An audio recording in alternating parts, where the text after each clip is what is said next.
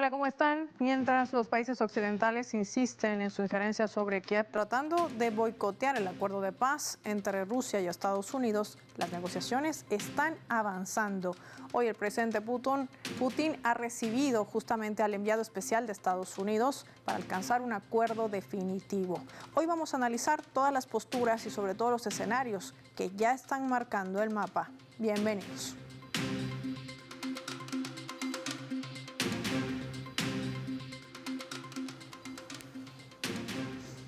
Vamos a desplegar nuestro mapa y revisar algunos datos claves para entender estos movimientos de países occidentales.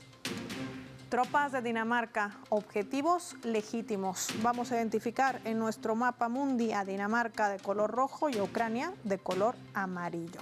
Hay que decir que Dinamarca ha hecho público su plan de enviar soldados a Ucrania durante el verano. Ellos alegan que tienen la intención de participar en un curso de entrenamiento militar especializado en el uso de drones en el campo de batalla.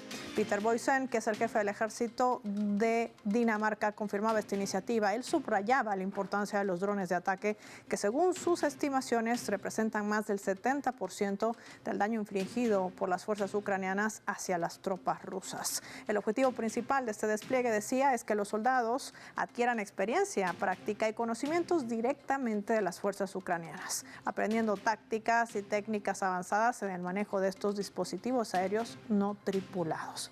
Según Boysen, el entrenamiento se llevaría a cabo en centros ubicados al oeste de Ucrania, lejos, dijo, de la línea del frente, donde se siguen desarrollando los combates más activos. Afirmó también que los soldados daneses que participan en este programa irían desarmados y que estos militares no participarían activamente en el conflicto, sino que viajarían a Ucrania por invitación de su homólogo Volodymyr Zelensky. ¿Qué representa esto en el manejo tecnológico también? Vamos a revisar la respuesta rusa, muy marcada en torno a esta decisión. Ya se ha conocido que la decisión de Dinamarca ha provocado una respuesta contundente. Esta acción, dicen los rusos, contradice los esfuerzos en curso para alcanzar una solución política y diplomática al conflicto en Ucrania. La delegación diplomática rusa en Copenhague advertía que este entrenamiento pondrá en peligro la vida de estos soldados y los convertirá en objetivo de posibles ataques por parte de las Fuerzas Armadas rusas, al encontrarse en territorios de operaciones militares. Así puntualizaba también el embajador de Rusia, recordando que las instalaciones militares, incluyendo cuarteles generales, centros de entrenamiento y educación, así como ubicaciones del personal militar, entiéndase, donde están las fuerzas militares, son objetivos legítimos. Esta designación no distingue entre el personal ucraniano y personal militar extranjero. Ya lo puntualiza Rusia, ya lo advierte Rusia, pero ¿qué implica este movimiento? Hoy lo vamos a analizar con nuestros invitados.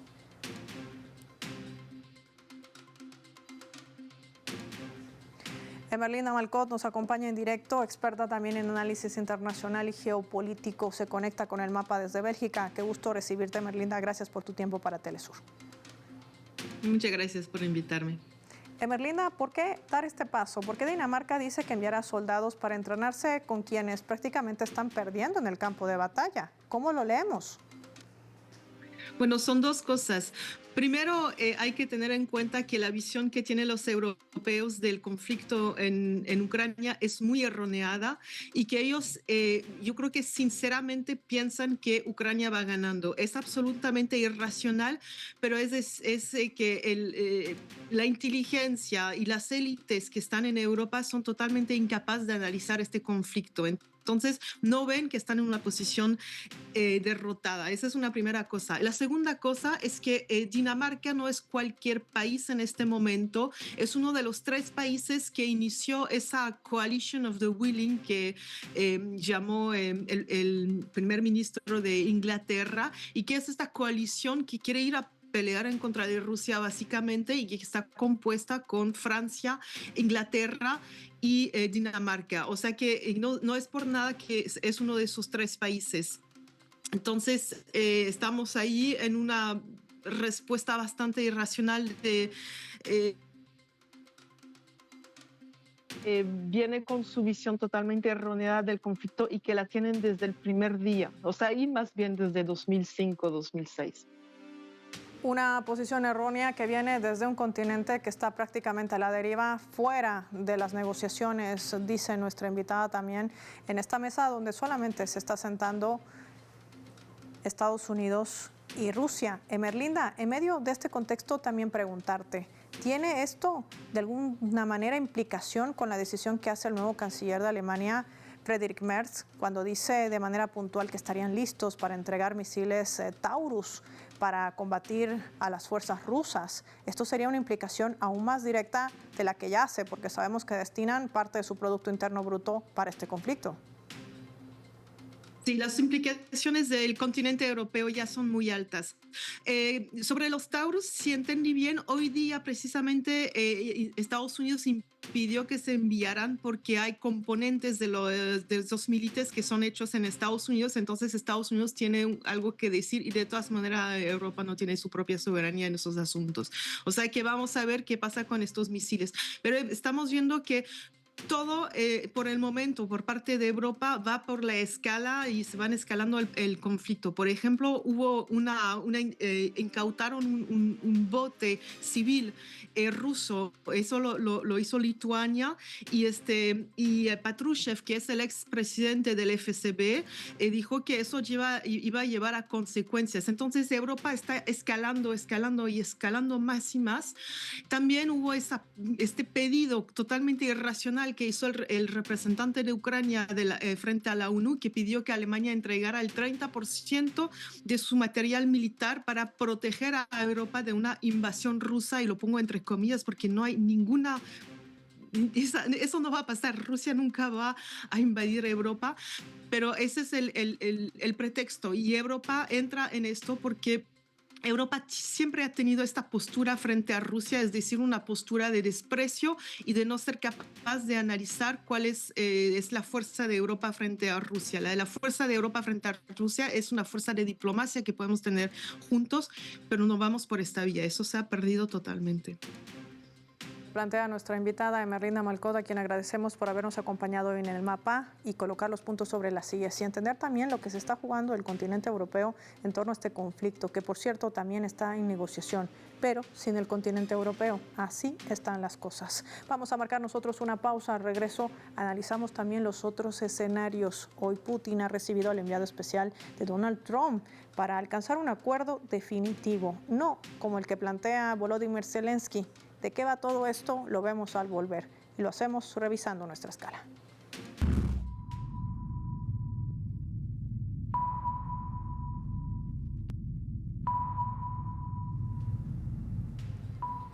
Esta vez a través del portal web que está titulando de la siguiente manera. Lo vamos a colocar en la pantalla del mapa. Dice: Estados Unidos propone aliviar sanciones a Rusia.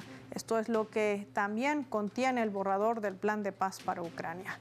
Estados Unidos, dice este portal web, ha presentado a sus aliados europeos en París un borrador de un plan para un acuerdo de paz entre Rusia y Ucrania. Este plan exige una congelación del conflicto sobre el terreno, con los territorios actualmente ocupados permaneciendo bajo el control ruso, y un alivio gradual de las sanciones contra Moscú en caso de un alto al fuego duradero. Esta propuesta compartida en una reunión en París con representantes de Francia, Alemania, Reino Unido y Ucrania descartaría también las ambiciones ucranianas de unirse a la OTAN. Según fuentes europeas citadas por esta agencia de noticias, también se refiere al secretario de Estado de los Estados Unidos, Marco Rubio, quien habría señalado que Estados Unidos podría abandonar los esfuerzos de mediación si no se logran avances reales en estos próximos días. Sin embargo, el presidente de Ucrania, Volodymyr Zelensky, sigue rechazando cualquier discusión sobre territorios que él argumenta son ucranianos, aunque sabemos que la mayoría de ellos siempre han permanecido o pertenecido a Rusia, formando parte de la Unión Soviética antes de un alto al fuego, y criticaba también al enviado de Donald Trump por haber adoptado una estrategia rusa. Nunca, decía Zelensky, consideraremos a los territorios ucranianos como rusos. ¿Esto podría obstaculizar o no un posible acuerdo? Lo vamos a analizar al volver.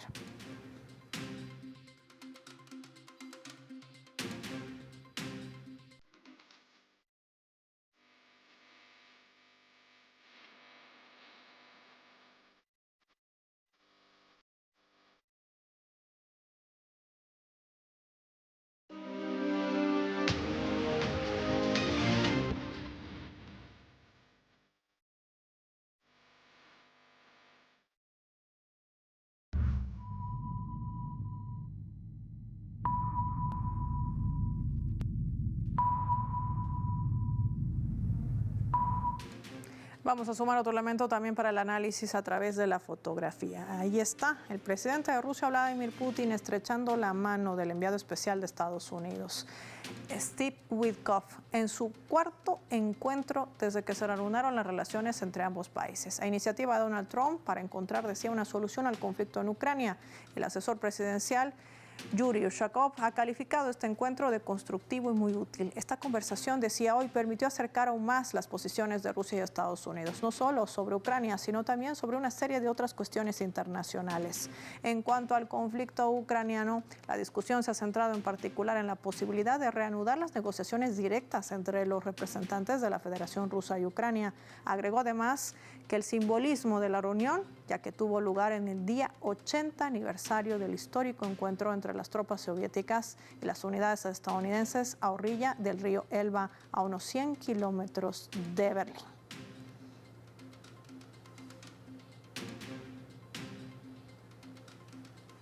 Fernando Estensoro nos acompaña en directo desde Chile para analizar este escenario que podría marcar quizás la nueva hoja de ruta de lo que se viene de aquí en más. Se conecta con nosotros desde Chile. Gracias por su tiempo para Telesur. Bienvenido al Mapa. Hola, ¿cómo estás? Buenas tardes. Ya ha habido el encuentro. No es la primera vez que se reúne el presidente Putin con el enviado especial de Donald Trump, pero esto también podría dar pasos seguros o quizás no. ¿Cómo leerlo?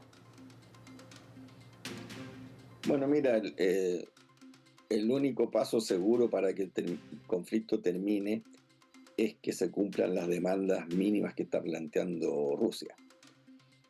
Y eso es que Ucrania no entre a la OTAN, bueno, y el tema de las garantías, sobre todo a la zona más oriental, el Donbass, etcétera, que es población rusófona. Mientras eso no se acuerde, no va a haber término al conflicto. Yo creo que ese es el mínimo que Rusia está dispuesto a admitir en función de que este conflicto se debe a la expansión de la OTAN hasta las fronteras rusas, proceso que empezó en los años 90 y que ha continuado hasta el presente. Entonces, ese es el verdadero origen de este conflicto. Este conflicto no comenzó en febrero del año 2022, este conflicto comenzó inmediatamente cuando cayó la Unión Soviética y todo, desde Gorbachev, Yeltsin y después, posteriormente Putin, pedían garantías de que la OTAN no se expandiera hacia el este hasta llegar a la frontera soviética. Y la OTAN se expandió. Y esa es la situación en la cual estamos hoy día. Me gustaría compartir con usted, Fernando, nuestra leyenda para poder entender también los movimientos al interior del gobierno de Volodymyr Zelensky. Esto lo decía el alcalde de Ucrania. Veamos.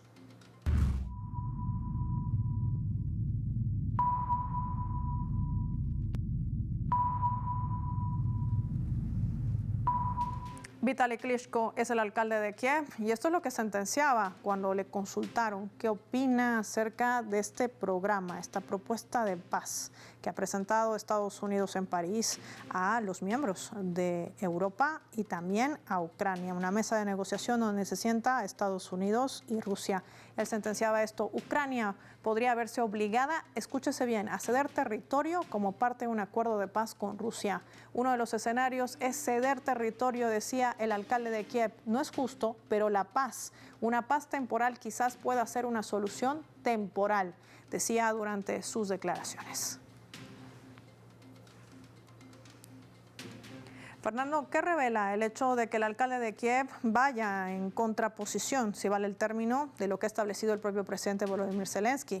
Ya la gente está cansada del conflicto, ve como una salida el hecho de que las limitaciones o delimitaciones que han marcado este conflicto se queden como están, es decir, el territorio que siempre le perteneció a la Unión Soviética se mantenga con Rusia y lo que ha perdido Ucrania pues se quede así como perdido para lograr un alto al fuego definitivo, o cómo entender este quiebre, digamos, lo interno político dentro de la administración ucraniana. Bueno, mire, en términos militares, Ucrania perdió la guerra hace mucho rato, ¿ya? Ucrania solamente logra mantener su esfuerzo de guerra por el apoyo que le da a Occidente, que le da a la OTAN, los países, ¿no es cierto? Aquí y en el fondo aquí lamentablemente Ucrania ha sido usada, ¿no es cierto? Evidentemente, como todo país, tiene sus diferencias políticas, etcétera, pero a Ucrania la empujaron a esto, la usaron para tratar de cercar y, y derrotar y dividir a la Unión Soviética, que es una aspiración que tienen las potencias europeas desde antes de la Revolución Rusa, desde las peleas que venían entre el Imperio Británico y el Imperio de los zares. Entonces, eh, hay la idea, ¿no es cierto?, de negociar con los rusos. Hay muchos actores ucranianos que están hace tiempo en esa idea. Ellos saben que no tienen ninguna posibilidad militar, ¿ya? Y saben que este conflicto, la OTAN pone las armas y Ucrania pone los muertos. Lamentablemente esto es así, en una causa que no tiene ningún futuro. Entonces lo más razonable es que Ucrania negocie. Y eso se lo están señalando. Cada vez se alzan más las voces ucranianas que piden negociar. Pero evidentemente Zelensky todavía está cumpliendo los intereses, en este caso, de los actores de la OTAN, eh, Francia, Alemania, Gran Bretaña, que no hayan cómo salir de este atolladero, ¿ya? Porque ellos crearon este conflicto, ellos empujaron a Ucrania este conflicto, ¿ya? Y ahora tienen un problema político los propios líderes de esos países, ¿no es cierto?, que cómo justifican todo este esfuerzo enorme que han hecho, que ha costado miles de vidas, ¿ya?, que ha sido un desangre permanente de Ucrania, y no llegan a ningún resultado. Entonces hay una presión, ¿ya?, de esos sectores por no negociar, no negociar, no negociar. Pero ya muchos ucranianos están, como usted dice, están cansados, quieren negociar, quieren paz, ¿ya? Esta guerra jamás debió haber existido, ¿ya? Y esta guerra, como le insisto, se explica a raíz de las intenciones de la OTAN de expandirse hasta y cercar a Rusia, ¿ya? Entonces, esos son los hechos. Esto ya todos los analistas internacionales, los serios, por supuesto, así lo han planteado. Ninguna guerra es buena, ¿ya? Pero en el fondo provocaron, ¿ya?, la reacción rusa. Ellos sabían exactamente lo que iba a ocurrir y lo provocaron porque pensaron de que Rusia estaba extremadamente débil, que por fin la iban a poder fraccionar, la iban a poder derrotar, y que más encima con las sanciones se iban a producir disturbios en Rusia y el gobierno de Putin iba a caer, ¿ya?, en función de que y eso podría llevar a un aliado de Occidente a la presidencia rusa, lo cual es un desconocimiento total y absoluto. Sea el presidente que sea, ningún ruso jamás va a aceptar que la OTAN llegue a su frontera. Como le digo, esto es un problema que viene desde la guerra entre el Imperio Británico y el Imperio de los zares. Y en medio de todos estos escenarios y movimientos, Fernando, ¿cree usted que un acuerdo de paz sea factible o, como dice Trump, que recientemente le cuestionaban los medios de comunicación sobre este encuentro entre su enviado especial, el presidente Putin, entre la decisión de un Volodymyr Zelensky de no aceptar las condiciones de un acuerdo de paz y una Unión Europea que está decidida a seguir boicoteando justamente este acuerdo? ¿Qué esperar? ¿Cuál será el siguiente paso o el siguiente escenario? ¿Tendremos conflicto durante mucho tiempo más o esto se avisora a que culmine quizás a finales del 2025? Bueno, ojalá que culmine lo antes posible, ¿ya?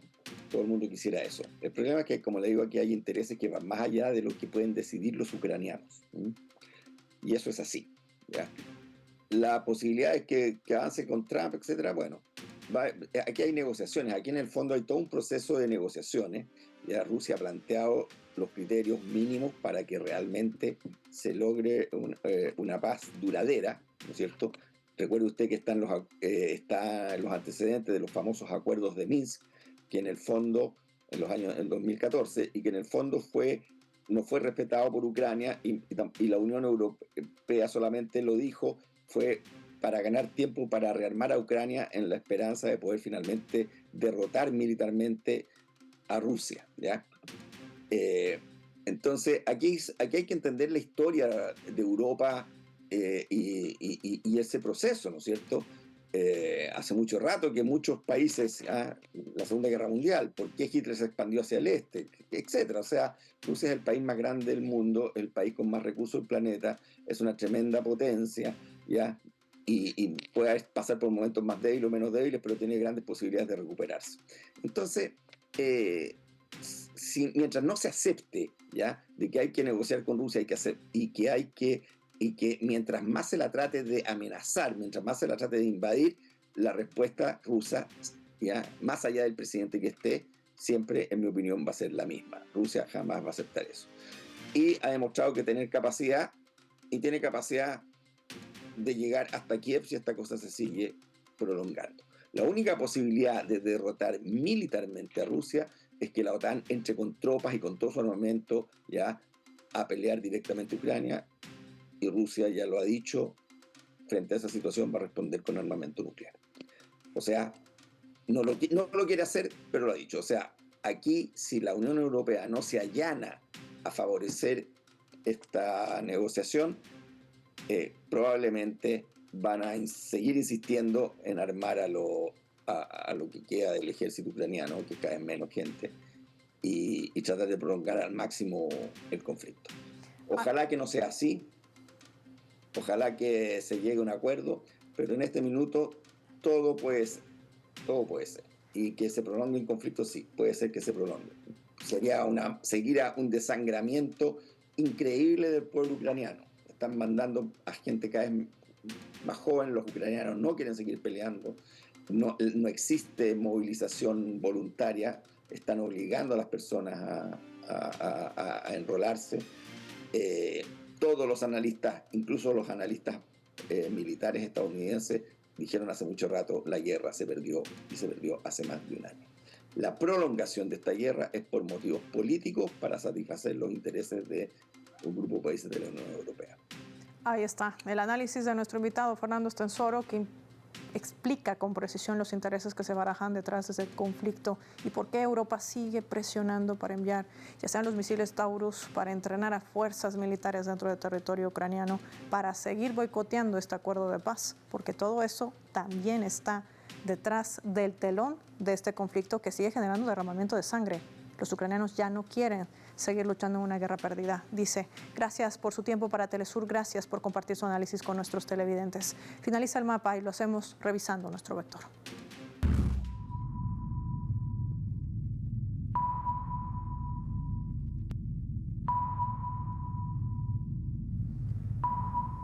Nuestro radar en el mapa hoy nos refleja las 3 claves sobre este tema. 1. Injerencia. ¿Alemania estará tratando de jugar al salvador de Ucrania? No es así. Alemania está tratando de deshacerse de los misiles Taurus. El tema no es que se los dé Ucrania. El tema es que solo los alemanes podrán operarlos, lo que sería una injerencia más directa, presionando para que la OTAN pueda ingresar a combatir directamente contra Rusia. 2. El retroceso. Europa estaría prácticamente condicionada a levantar las sanciones contra Rusia, aunque esto le incomode al propio Zelensky. Trump ya ha señalado que esto no puede ser una clave para lograr la paz, garantizar el encuentro de una solución pacífica para evitar el derramamiento de sangre. Los ucranianos no están dispuestos a seguir combatiendo en una guerra ya perdida. 3. Reunión. Putin se ha reunido con el representante de Trump para lograr la paz al este de Ucrania. Este paso podría marcar la hoja de ruta de un acuerdo más seguro y evidencia de quién está más interesado para alcanzarla, que es Rusia y no Ucrania, quien sigue marcando contradicciones. Una jugada que al final le puede salir muy mal. Soy Paula Pérez y nos vemos en una próxima edición del Mapa.